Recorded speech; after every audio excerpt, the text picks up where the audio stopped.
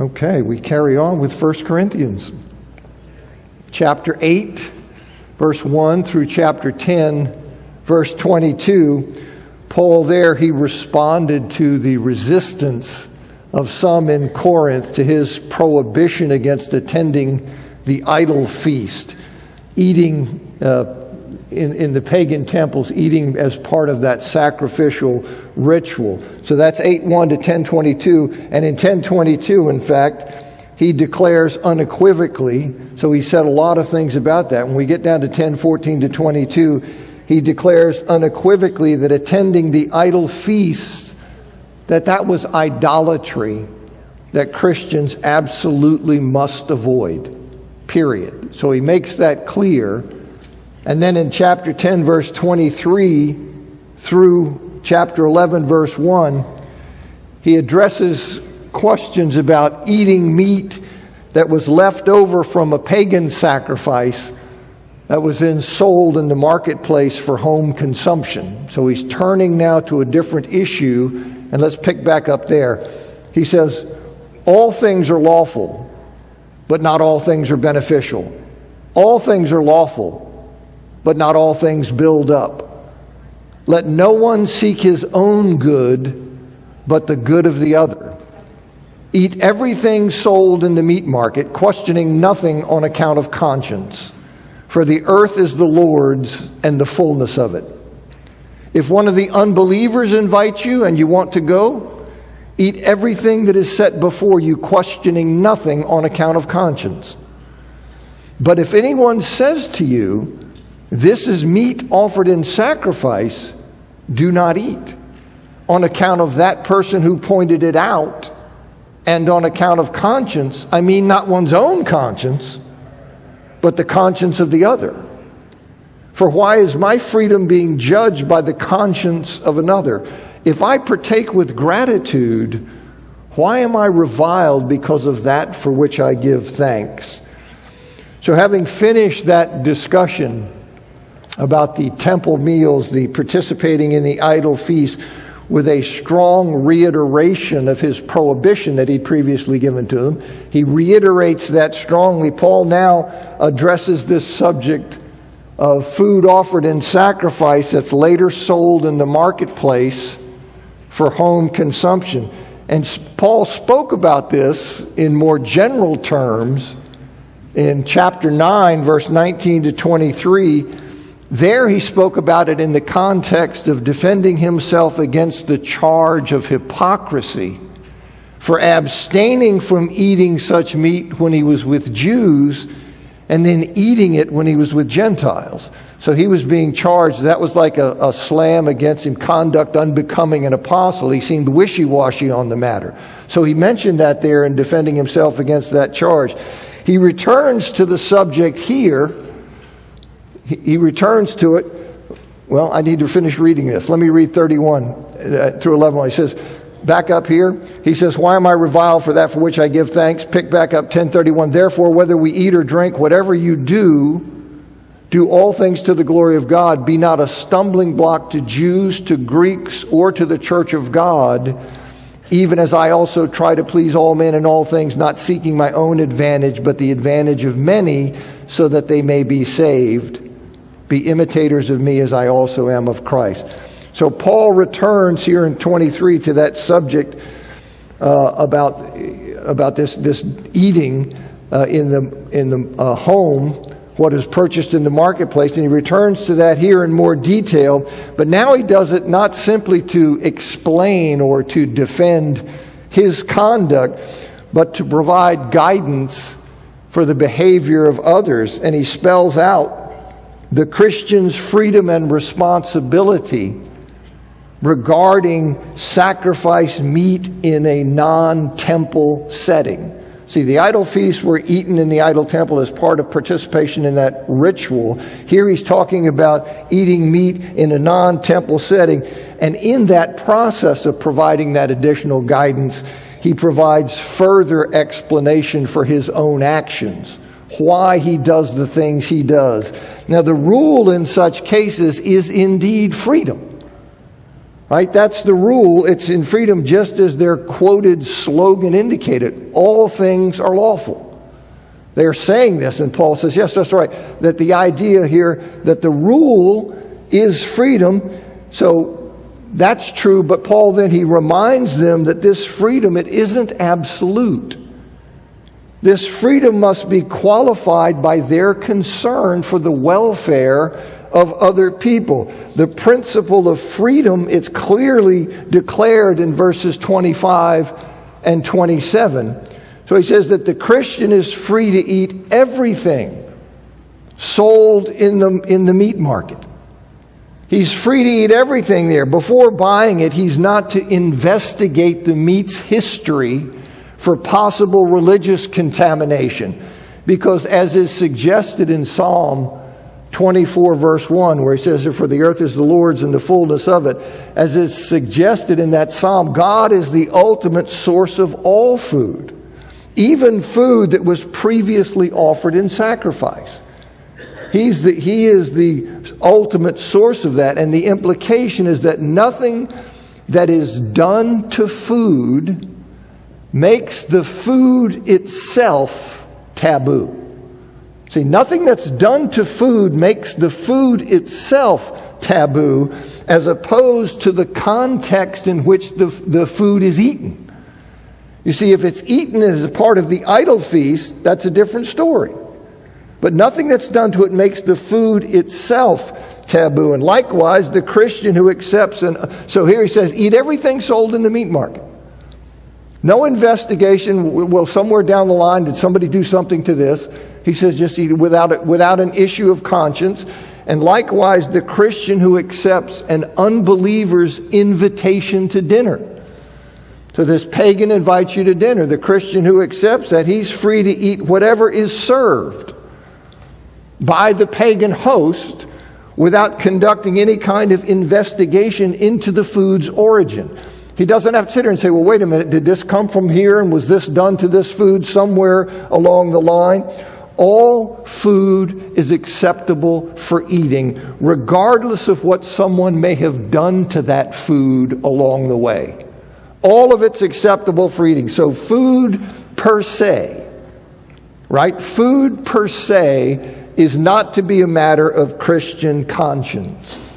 But he says if somebody who's attending that dinner at that unbeliever's house, if somebody who's doing that, if he comes up and he informs the Christian, he tells the Christian who has accepted this invitation to the dinner at the unbeliever's house, and this person comes up and he informs the Christian that the meat was offered in sacrifice, well, then the qualification of freedom, that then comes into play. In that case, Paul says the Christian is to abstain from eating it. Now, it's probable that this hypothetical informant at this dinner gathering, this unbeliever's having, this hypothetical informant who comes up and tells the Christian, hey, this has been offered in sacrifice, this person is himself an unbeliever. He's a fellow guest, but an unbeliever. Now that's probably the case, and you can reason to that from just thinking about how unlikely it would be that a Christian who objected to eating meat sacrificed to an idol, that he would accept an invitation to a pagan dinner. But more importantly, Paul has this hypothetical informant at this dinner. He has him describing the meat to the Christian in pagan terminology. He describes it as meat offered in sacrifice. See, rather than the way in which a Jew or a Christian typically would refer to such a thing as meat sacrificed to idols. So there's a difference in terminology, and it seems probable that this hypothetical informant at this dinner is himself an unbeliever. So verses 32 and 33, as we'll see, they suggest that the emphasis here, as it was in chapter 9, verses 19 to 23, is on not hindering the unbeliever's path to salvation. Okay, so we're at this dinner, this unbeliever says that's been offered in sacrifice. He says, if that happens, then don't eat it. And the rationale has to do with not hindering this unbeliever's path to salvation.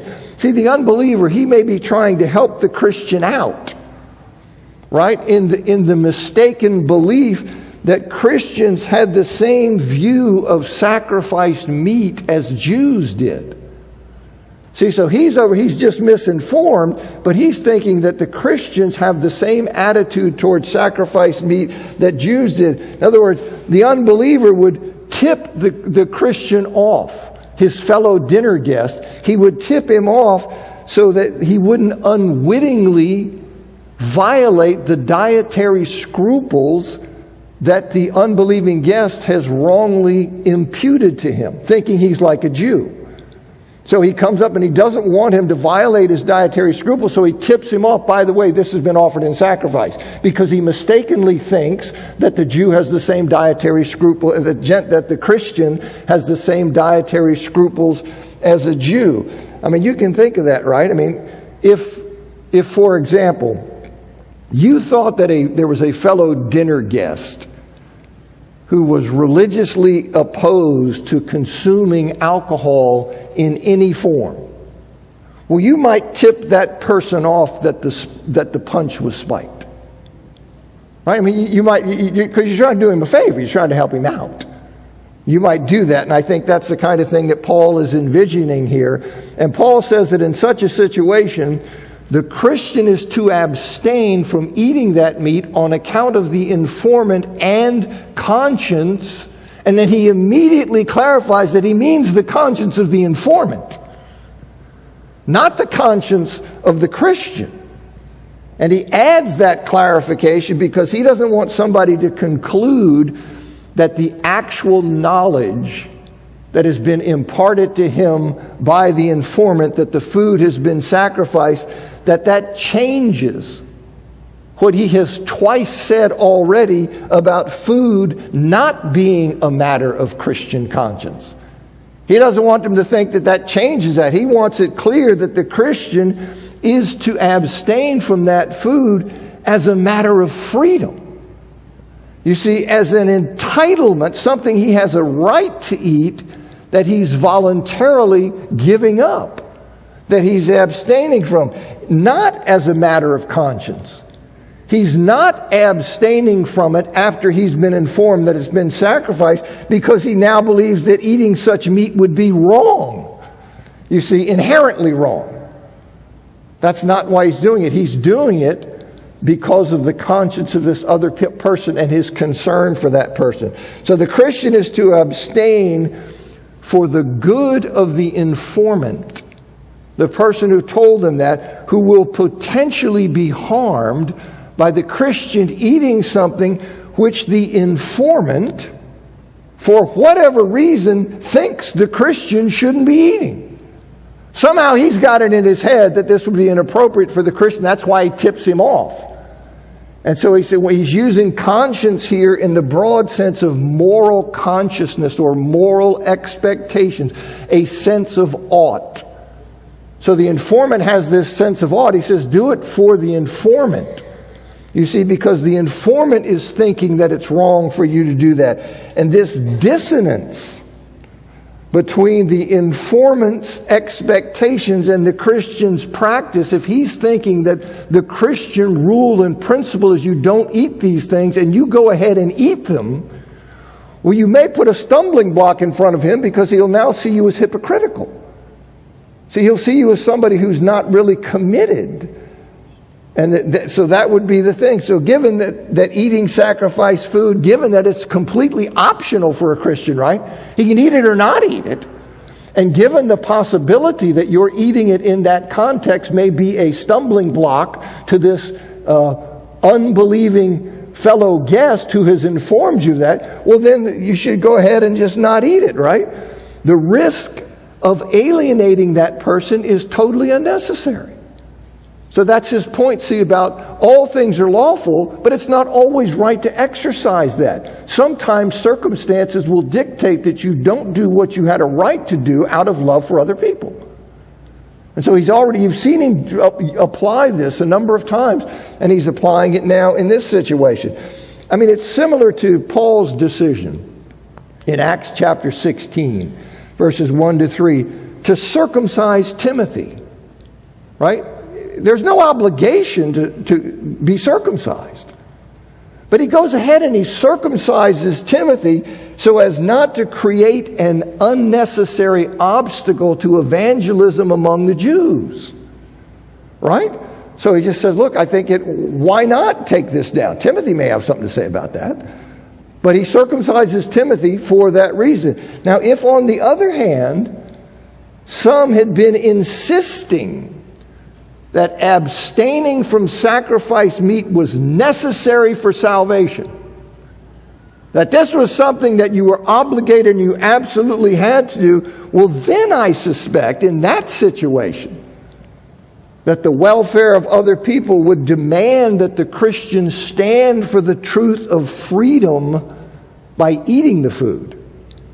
You see, if that were turned around and that were the situation, I then think you'd have to stand and say, no. If you're going to say that and draw the implication from my abstaining that I'm agreeing with you that this is something that's necessary for salvation, well, then I got to eat it. You see, I have to eat it. That's just as when Paul refused to circumcise Titus, right? So he circumcised Timothy as an accommodation. You see, something that he voluntarily does for the good of other people. But as soon as there were people saying you must be circumcised to be saved, as in the case of Titus, well, he wouldn't do that. You see that in Galatians chapter 2, verses 1 to 5. He simply refused.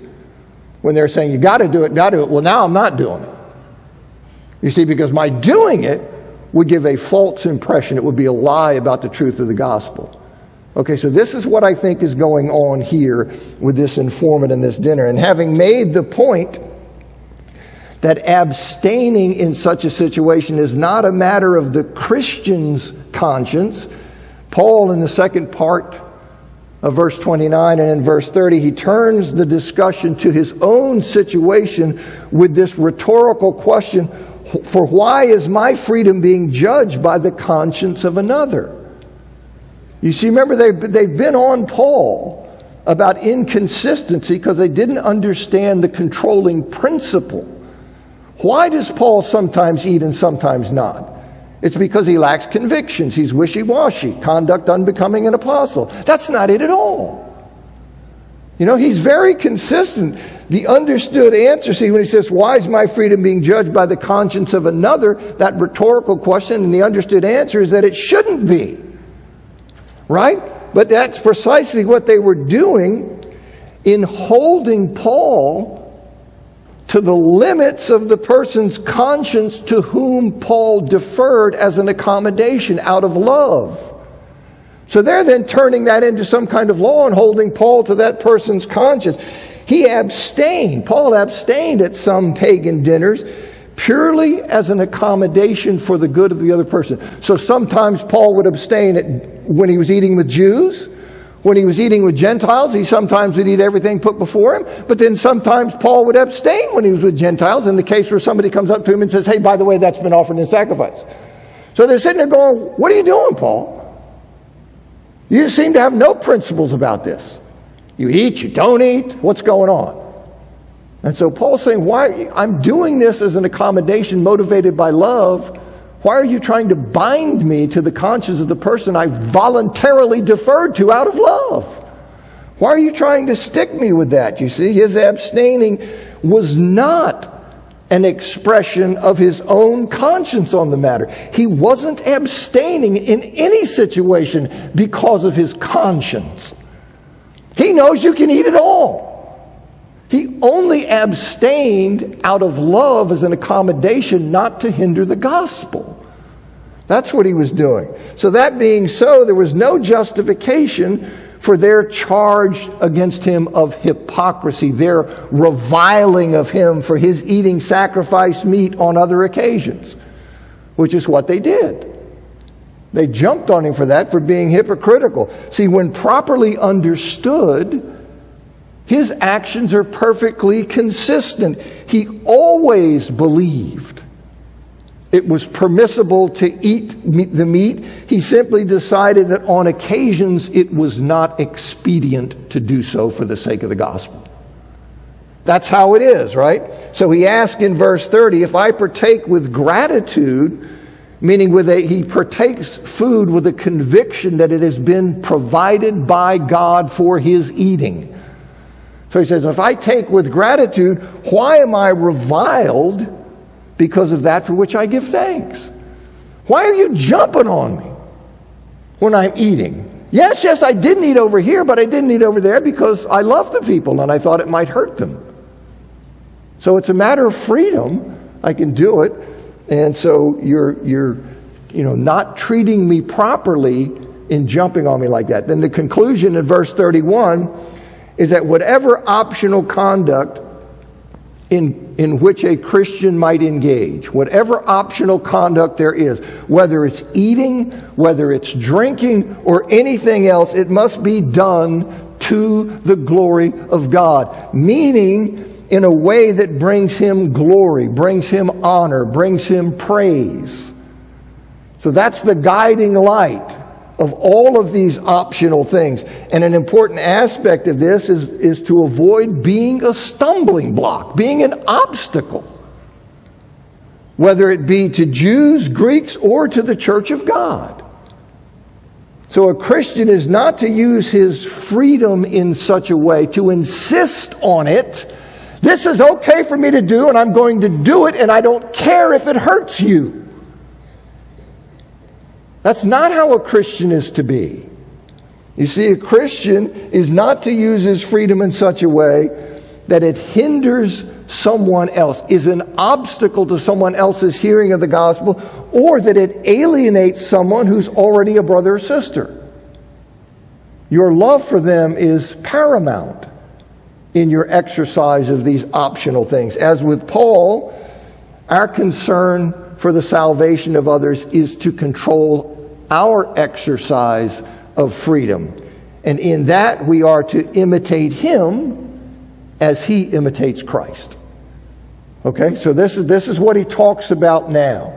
Now, beginning at chapter 11, verse 2, okay, he's going to turn his attention to assembly matters, largely, to assembly matters. And 11:2 through 16, as you know, this is the head covering stuff. All right, very controversial, difficult, but I'm going to spend a lot of time on it because I think it's important for a lot of different reasons. So you may grow tired of me on this, but I'm going to spend time on it. Now, some who are confused, so here some who are about, I'm going to look at 11:2 to 16, but some who are confused or who are eager to charge the church with hypocrisy, they insist, they say, look, this verse commands all Christian women to wear a head covering in the assemblies, and that we simply ignore that command. That's the charge. Here's the text, here's the command, and you simply blow it off because you don't like it. It's inconvenient, so you pick and choose. And then from that, see, they typically like to justify, say, so if you get to pick and choose, so do I. You see? And so, you're a hypocrite. You don't really follow the Bible. You don't care about that. You see? Because we find it inconvenient, or we find it just culturally unacceptable today, so we ignore the command. That's the charge. That's the claim. Now, if that were true, that'd be serious, right? That would be a serious indictment, because no one has a right to simply take a command and blow it off. Yeah. No. God, He commanded us to do this. But in the 21st century, we find it unappealing to outsiders, so we're not going to do it. Right? That would be crazy. But that's not how it is. That's a misreading of. Now, I've had people tell me that not requiring female head coverings in the worship assembly, that is an arbitrary rule in churches of Christ, meaning that it's a practice, the absence of the head covering, that it's a practice that we arrived at arbitrarily or unjustifiably ignoring the alleged command to wear the covering. Okay, someone emailed me a few years ago and said, why is the Church of Christ so strict about some doctrine, but ignores 1 Corinthians 11, where it talks about women using head coverings in church. Now, my response to that person, which will provide you a preview of my overall understanding, what I said back to that person was, I cannot speak for others, but I do not ignore what Paul says in 1 Corinthians chapter 11, verses 2 to 16, about women covering their heads when praying in church. Rather, in a nutshell, Paul prohibited women from praying uncovered in the assembly because in the Mediterranean world of the first century, the covering was a cultural symbol of gender distinction, such that a woman who discarded it to pray publicly would be praying dressed like a man. It would be something like a man in Western culture praying in a dress. Since head coverings do not have that significance in modern Western societies, the prohibition based on that cultural significance no longer applies. That is not ignoring the command. It is understanding and applying the command properly. And I might add that virtually all Christian groups, Catholics, Baptists, Presbyterians, Methodists, etc., recognize the inapplicability of Paul's instruction about head coverings to modern Western society, so it is not a Church of Christ thing. Okay? Now, that's what I think. And I'm going to take time and say, none of this. I've studied this thing seriously since the 80s. I can't tell you how much time I've spent wrestling with these texts. Okay, that doesn't mean I'm right. But I'm telling you, you're getting my best shot at it. Okay, I can tell you that. So I wrestled a lot with how to teach the section. I've taught it before. Sometimes I've just tried to have a long, preamble kind of thing and explain a lot of stuff in that and then just go through the text. What I want to do this time is I'm just going to walk through the verses in order, which I like to do, but I'm going to do that, but I will detour as needed because these verses raise questions. So I will walk through them, and as I get here, then I'll take a detour and I'll talk about what I think needs to be talked about there. Then I'll come back, go down. Now I'll detour over here and I'll talk about that. So we'll keep our place going down, but there are going to be a lot of tentacles that go off, and they're because I think it's necessary in our world and culture to understand these things. So that you can come out and say, look, we are seriously trying to hear the voice of God. We're not coming here saying, God, I will not take this answer. No, we're trying to understand it. We're trying to hear it. And I think it's necessary for that for me to chase these detours, and I'll just do it in context. So here we go. 11, first paragraph is 2 to 6. He says, now I praise you because you have remembered me in all things and hold fast the traditions just as I delivered them to you. And I want you to know that the head of every man is Christ, and the head of woman is the man, and the head of Christ is God. Every man who prays or prophesies having the covering upon the head disgraces his head. And every woman who prays or prophesies uncovered as to the head disgraces her head. For she is one and the same thing as the woman who has been shaved. For if a woman does not cover herself, let her also have her hair cut short. And if it is shameful for a woman to have her hair cut short or to be shaved, let her cover herself. Okay, the first verse, verse 2. Paul, he begins by praising them because they had remembered him in all things and were holding fast to the traditions just as he had delivered them. Okay, so it seems, right, that the leaders were holding the line. They were holding the line against some pressure to deviate from the traditions that Paul had passed on to them. And Paul praises them for their faithfulness in that regard, for their resistance to this pressure against the traditions he had passed on to them. So he says, I praise you, remember, and just as I delivered them to you. Now, his statement that they remembered him in all things and were holding fast the traditions. That does not mean they were holding fast to all the traditions he had passed on to them. I mean, that's clear from the fact in chapter 11, verse 17, and chapter 11, verse 22, he says he does not praise them regarding their conduct of the Lord's Supper. See, his praise for them here, it's how in addressing the issue that had arisen regarding head coverings, they had resisted the practice that was contrary to or inconsistent with what he previously had passed on to them, what he previously had told them. They had gotten it right. And he's praising them for that. Now, the Greek noun that's translated tradition, that refers to teaching that has been handed over or passed from one person to another. Passed on, passed down. That's what the word means, okay? And it could be a mere human teaching. A tradition could be a tradition of men. And you see the tradition expressly labeled that in Mark chapter 7, verse 8, Colossians chapter 2, verse 8. But it also could be a teaching of God. Right? We hear tradition and we are accustomed to say tradition bad. No, well, tradition can be good. You see, it can be a tradition of God's. So Paul tells the Thessalonians in 2 Thessalonians chapter 2, verse 15, to stand firm and hold fast to the traditions which you were taught, whether by our word or by our letter. Right? So referring to the divine truths that he and the missionaries, by inspiration of God, had passed on to the Thessalonians. So he tells them to hold to those. He commands them in 2 Thessalonians chapter 3, verse 6, to keep away from every brother walking in idleness and not according to the tradition which they received from us.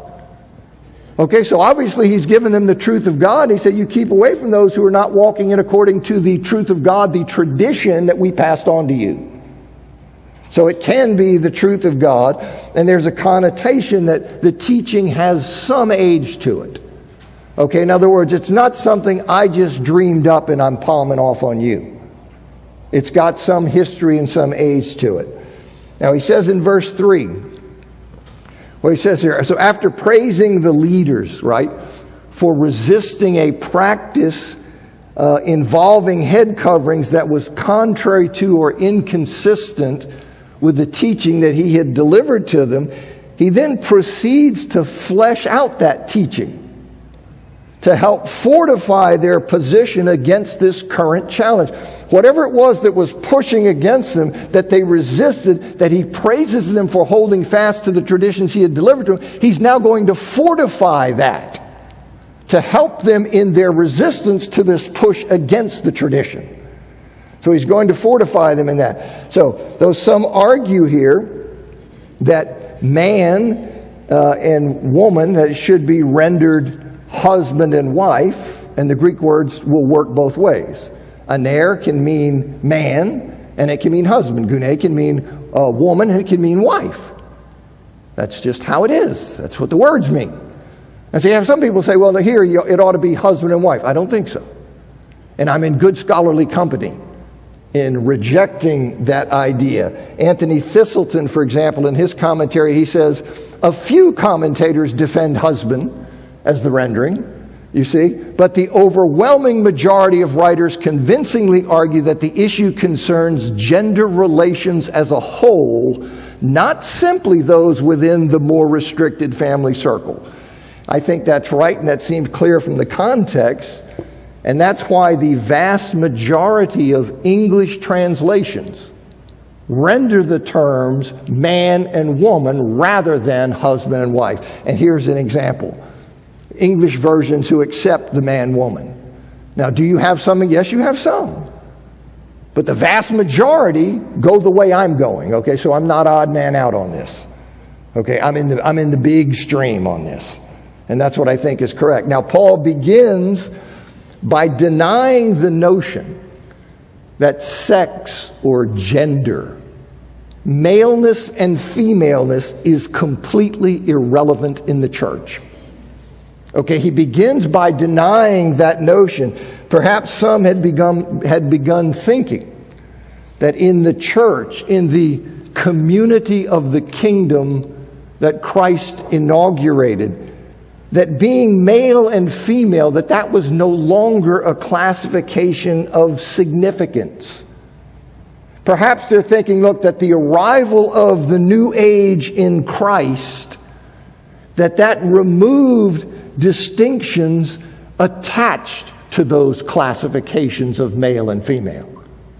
And you can see how some of this could come up, right? Things Paul taught could be misunderstood in that direction. And they are misunderstood in that direction today all over the place. For example, in Galatians chapter 3, verse 28, where Paul says, there is neither Jew nor Greek, there is neither slave nor free, there is neither male and female, for you are all one in Christ Jesus. Now, it's clear what Paul means. I think it's clear what Paul means when he's talking. But you could see how somebody could hear that kind of language. They're saying that there are no distinctions anymore. That distinction there, it's not significant anymore. The Lord's teaching, recorded in Matthew 22, verse 30, that in the eternal state, in the time of resurrection existence, that people neither marry nor are given in marriage, but are like angels in heaven. Well, that could lead some people to overly downplay sex distinctions in the present age, in this time of the inaugurated kingdom, as opposed to the consummated kingdom at Christ's return. Well, Paul denies the notion. Here in verse 3, he denies that notion that gender is completely irrelevant in the church. And he does so by pointing out that there is a difference between the sexes regarding leadership. Whereas every man is under the headship of Christ, man is not under the headship of woman. Rather, it's the woman who is under the headship of the man, and Christ himself is under the headship of God the Father. The fact man has a distinctive leadership role in relation to the woman, that fact means that gender continues to matter. Right? Its significance has not been obliterated in the church. And that's what he's talking about. Now, when I apply to the word head, like you see, literally the word is head. It's kephale. Head. Now, when I apply to that word the metaphorical meaning headship, which is how I'm referring to it, right? So, literally it says head, and I'm taking that to mean headship. When I do that, I'm indicating that the word head, when it's used in this context, that it carries with it the notion of authority, that it includes a right and a responsibility of leadership. Now that was always known, but in our modern era that has become controversial. Does head really carry that connotation? And I think it absolutely does. I think it's correct. Paul Gardner, in his commentary, he says, the meaning of the word head has traditionally been understood to involve a certain degree of authority or hierarchy when it is used metaphorically in verse 3. It's used literally in verse 4. All lexicons, all of the dictionaries of the Greek language support this metaphorical understanding of the word. In other words, that metaphorical meaning is within the meaning of the word head. You see that, you can see it used that way in other writings. So they all support that. And that's the understanding, you see, that best fits the context. Chiampa and Rossner, in their commentary, say, in this context, the word head almost certainly refers to one with authority over the other. With a leadership right, is how I put it. Kevin DeYoung, he notes that we have other examples in Paul's writings where this word head, kephale, must mean something like authority over. And then DeYoung continues, he says, in Ephesians 1, Paul says that Christ has been seated at God's right hand in the heavenly places, far above all rule and authority and power and dominion, and all things have been placed under his feet, and he has been made head, kephale, over all things for the church. The context demands that kephale refers to Christ's authority over the church, not merely that the church had its origin in Christ. Likewise, in Ephesians 5, Paul says wives are to submit to their husbands, for the husband is the head of the wife, even as Christ is the head of the church. Citing the headship of the husband as the reason for the wife's submission makes little sense if headship implies only source or origin without any reference to male leadership. Kephale, in at least these two instances in Ephesians, must mean authority over, and there are no grammatical or contextual reasons to think Paul is using kephale in a different way in 1 Corinthians chapter 11. I think that's right. I don't care, how it sits in our world and our culture. I just think that is the truth of the matter. That's what's being said. Now, though it's often asserted that kephale in 11:3 means, as you've seen, origin or source. You see people saying it has no connotation of authority or leadership, right? It simply means origin or source. People say all kinds of things, and they say that very strenuously, and some very qualified people say that. But Moses Silva, in the New International Dictionary of New Testament Theology and Exegesis, Silva says the view that kephale here means source origin rather than chief ruler is not supported by the lexicographical evidence. Okay, so here's somebody who lives in that world deeply, and he says that's a stretch that you can't reach that far. So Paul expresses the leadership role. You see what he's doing. He expresses that leadership role as being head. He pulls on the metaphorical meaning of head because it plays into the specific issue that he's addressing here, which involves covering the physical head. Okay, so he plays into that by referring to the leadership right in terms of head and taking its metaphorical meaning of headship. So that's what he's doing here. And this headship or leadership responsibility, this was put on men by God in the beginning. Okay, people say, no, that's a post-fall thing. Something we have to undo. That's not right. It was put by God in his sovereignty on men in the beginning. And you see a number of indications of that. The first indication is the fact that he created man first. In Genesis chapter 2, verses 20 and 21. 1 Timothy chapter 2, verse 11 and 12, right? Paul restricts women leading in the church, teaching or having authority over men. And then, so he restricts the leadership right. And then in verse 13, he grounds that restriction on the fact that Adam was formed first. And then Eve. He does it that way, you see, and he doesn't explain how Adam's being created first. How does that support the restriction on leadership of women in the church? But the notion of the firstborn being entitled to leadership, being the leader, that required no explanation in the first century. That was simply understood. It was obvious. Let me read to you Jacob Neusner. I heard that bell. Neusner is a Jewish scholar. And Neusner says the laws of primogeniture mandate for firstborn sons a special blessing, a double portion of inheritance, regardless of the father's greater affection for another wife and or her children. The firstborn also receives authority over other family members. So the first reason that I say, look, this is something from the beginning, and you see it first indicated in the very fact that God created Adam first. Paul pulls on that to justify that, and I'm telling you that there's no explanation needed because it was understood that the firstborn had the right of leadership, and God in his sovereignty is indicating that he's chosen man for that. There's a lot more to say about that. Okay, and there's a lot of crazy stuff in our culture where we're having wars between men and women, and we've got crazy men who are going off and disrespecting women and thinking that's what it means to be a masculine dude, and that's all nuts.